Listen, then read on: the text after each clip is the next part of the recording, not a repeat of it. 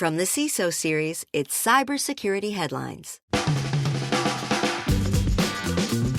These are the cybersecurity headlines for Wednesday, July 30th, 2025. I'm Sarah Lane. Critical authentication flaw identified in Base44 vibe coding platform. Wiz Research found a critical authentication flaw in Base44's vibe coding platform, recently acquired by Wix, letting attackers bypass SSO and access private apps using only a public app ID. The issue came from exposed API endpoints that didn't need authentication, affecting apps with sensitive enterprise data. Wix patched the flaw within 24 hours and says there's no sign of exploitation, but Wiz notes broader risks in low-code AI development platforms where basic security controls can fail across shared infrastructure. French telecom giant Orange discloses cyberattack. French telecom giant Orange disclosed a cyberattack on one of its information systems, detected and isolated on July 25th by Orange Cyber Defense. The incident caused temporary service disruptions for some French customers, though no data theft has been confirmed. No attacker has been identified either, but the breach has similarities to recent global telecom intrusions linked to China's Salt Typhoon cyber espionage group. FBI seizes $2.4 million in Bitcoin from new Chaos ransomware operation. The FBI seized over $2.4 million in Bitcoin from a member of the new Chaos ransomware operation, now traced to attacks on Texas-based companies. The funds were tied to an affiliate known as HORS, that's H-O-R-S, and confiscated on April 15th. The Department of Justice filed a civil forfeiture complaint on July 24th to claim permanent ownership. As we covered in Tuesday's show, this Chaos group is believed to be a rebrand of Black Suit Ransomware, itself an offshoot of the defunct Conti gang.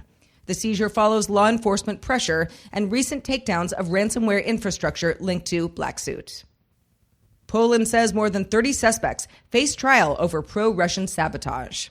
Poland arrested 32 individuals from multiple nationalities, including Polish, Russian, Ukrainian, Belarusian, and Colombian, for allegedly conducting sabotage and arson attacks on behalf of Russian intelligence since the start of the war in Ukraine. One Colombian suspect has already been convicted in the Czech Republic for a series of arson attacks tied to a broader Russian hybrid warfare campaign using Telegram to recruit operatives. Poland's Prime Minister Donald Tusk warned that any efforts to destabilize the country would be met with ruthless action.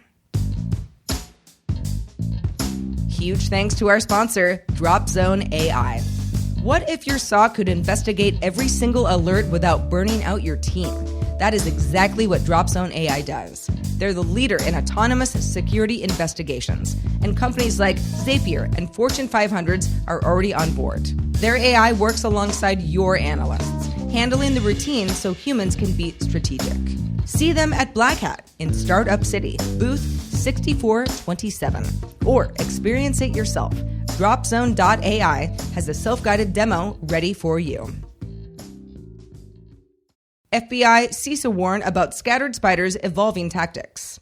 The FBI and CISA issued an updated advisory warning that scattered spider remains a serious threat, using sophisticated social engineering and intrusion tactics, including phishing, MFA fatigue, SIM swapping, and ransomware like Dragon Force to breach systems, including encrypting VMware ESXi servers. Despite recent arrests tied to the gang, US, UK, Canadian, and Australian authorities emphasized that scattered spiders' evolving techniques continue to pose a big risk to national security and critical infrastructure.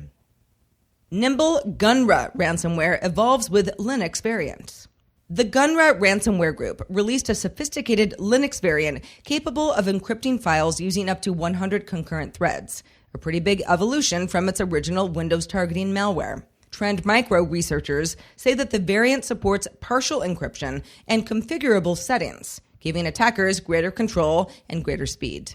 After gaining notoriety for high-profile breaches, the group is now apparently targeting diverse industries across multiple countries. Autocolor backdoor malware exploits SAP vulnerability.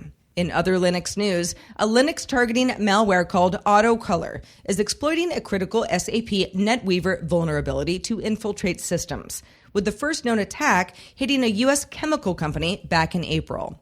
The malware acts as a remote access Trojan and uses advanced persistent techniques to evade detection, establish control via TLS, and stay dormant when disconnected from its command server. Supply chain attacks spotted in GitHub Actions, Gravity Forms, and NPM. Researchers at Armis Labs uncovered major software supply chain attacks in GitHub Actions, the UAParser.js NPM package, and the Gravity Forms WordPlus plugin, all involving backdoors or poisoned code that jeopardized thousands of systems. These incidents remind us how trusted developer tools can be compromised and how AI-driven coding practices are being exploited. Experts warn that attackers can now backdoor vast numbers of software projects in days, making early detection and code integrity checks more critical than ever. If you're in Montreal, then you need to join us this Friday, August 1st, for a CISO Series meetup. David Spark will be hosting the event at the Crew Cafe, starting at 8:30 a.m. Network with some fellow CISO Series fans, play some games, and grab a coffee or a bite. For more details, head on over to our events page at cisoseries.com.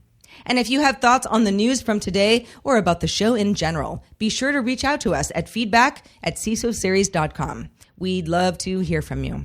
I'm Sarah Lane reporting for the CISO Series. Thank you so much for listening.